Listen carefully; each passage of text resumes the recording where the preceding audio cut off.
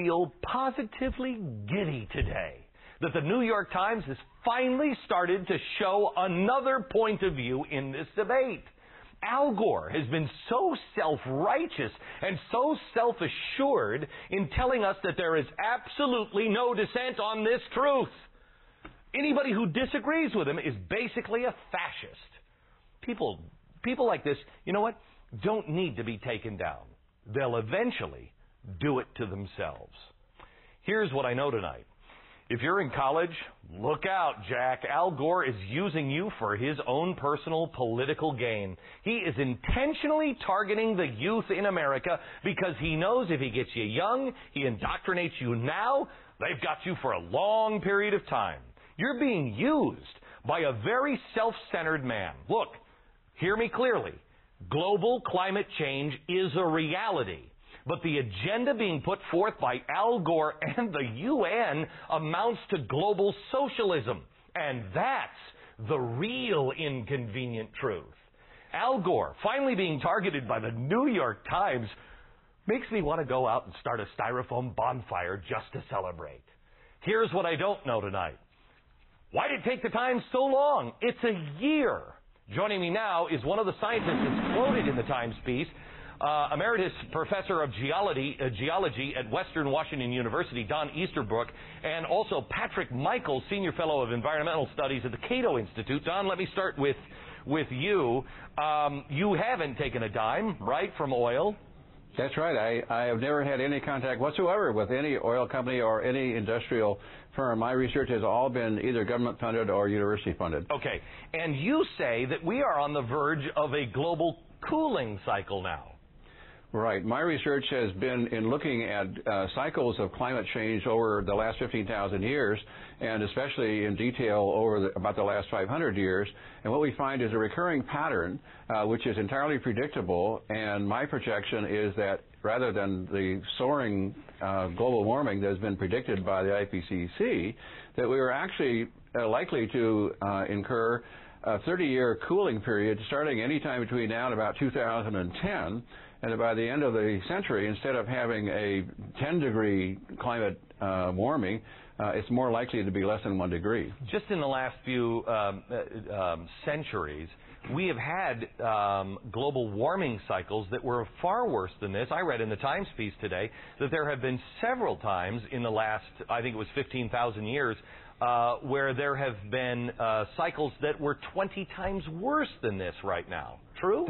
That's correct. Most of those that were of that magnitude occurred about 10,000 to about 15,000 years ago, and the ones that have occurred in the past 8,000 years or so are not as profound as that. The big ones were then, but nonetheless there have been at least 10 times when global warming and the rates of global warming have been greater than we're seeing right now. So, Patrick, let me go to you. And the UN, I mean, I've never found the UN a source of credibility on very much, quite honestly, except when I was 6 and I was carrying the little UNICEF box around on Halloween. This is not the full story of science from the UN, and yet they've been deemed the source of truth on this. Indeed. And in fact, if we look at that UN report, it says specifically that there is no basis in the scientific literature existing at this time for these claims of massive sea level rise. That's the UN saying that. So how come this has been so wildly spun and hype? I mean, I'm telling you, it's an amazing story, Glenn. I challenge you to search through the scientific literature. You know, my heart yearns for reason on this debate, and it is so nice to see, you know, that the New York Times finally comes out and says, "Hey, here's a headline, folks. Mr. Gore is exaggerating something." Don, the scary thing for me has been, because I'm a guy who, you know, look, if we're hurting the planet, I want to do my part. I really will. I will sell my SUV and drive a Prius if that really would help. I want to know what's going on, but you can't even question. I mean, the New York Times coming out and doing this piece is a milestone here because they have created a culture of fear where you are not even allowed to question this. It's being taught in schools now as absolute fact. How frightening is that for you as a scientist?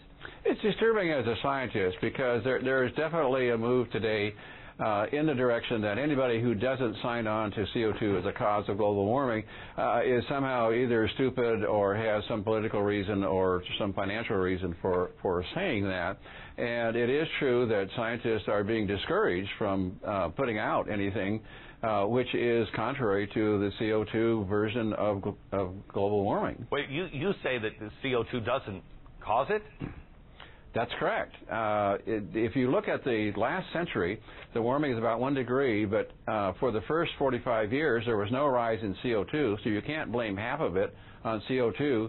The big rise in CO2 was in 1945 to the present, and during that time, during the first 30 years, the global climate actually got colder when it should have been getting warmer. And it's only in the last 30 years where global climates have warmed in concert with rise of CO2. Otherwise, CO2 is totally out of phase. Patrick, what needs to happen for the hype to balance this out? I mean, how do you balance this from where we are right now? You have to stop the incentive for the hype. And unfortunately, my profession doesn't seem to have any inclination to do this. What's the incentive for the The hype? incentive is $6.2 billion in funding a year. That's a heck of a lot. Think about the way things work here in Washington, D.C. Issues compete with each other for our money, which means they have to be presented in extremely shrill terms. If you don't say, if you don't give us this money for global warming, your children are never going to grow up, you're not going to get the money. Mm-hmm. And guess what? Then the political process says, your children grew up. See, I saved you. Vote for me. Don, Patrick, thanks a lot. Coming up, life or death decisions are happening right now in the trial of convicted child killer John Cooey. I'll tell you whether he'll get a date with the devil or not. And President Bush heads for the borders of Mexico for talks on free trade. Will he sacrifice our national security to save a few pesos? That's in tonight's real story. Plus, Oprah's Leadership Academy is single-handedly improving the lives of 150 South African girls. So why are some of the parents repaying her kindness with complaints? I'll have the details from Johannesburg coming up. But first, believe it or not, in fairness, there is another global warming theory, and I'd like to explore it with you now. Fact. In the past 40 years, the average height of a human being has increased by nearly 2 inches. There is no avoiding the truth. Mankind is moving dangerously closer and closer towards the sun's deadly rays. The answer is clear. No, the globe isn't warming. We're just all getting taller. The less you know.